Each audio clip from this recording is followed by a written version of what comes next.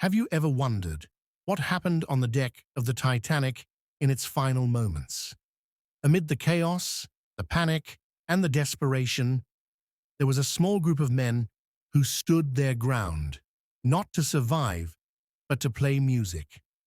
This is the story of the Titanic's band, the unsung heroes whose final notes were drowned by the Atlantic Ocean. On the night of April 14th, 1912, the RMS Titanic struck an iceberg. As the massive ship began to sink, fear swept through the passengers. Amidst the screams and the chaos, a different sound emerged: music. Wallace Hartley, the band's leader, knew that their music could bring a sense of calm to the terrified passengers.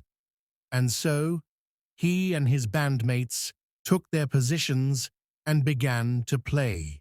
The band consisted of 8 musicians, each dedicated to their craft. They were not required to play. There were no orders given.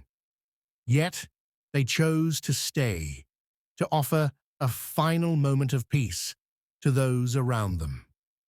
As the ship continued to tilt, they played on.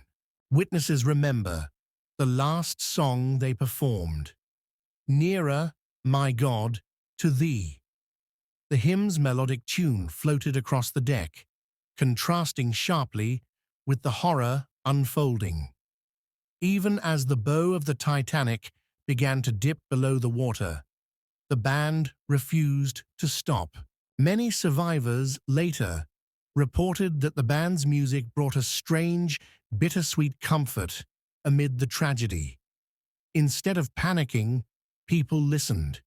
It was as if, for a brief moment, the world stood still and music became the last voice of the unsinkable ship.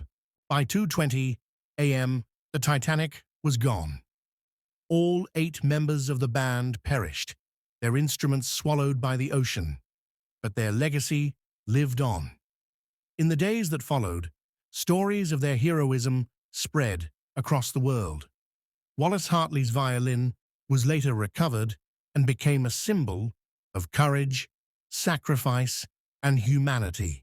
More than a century later, the story of the Titanic's band still inspires us. In their final moments, they chose to give peace instead of panic, hope instead of fear.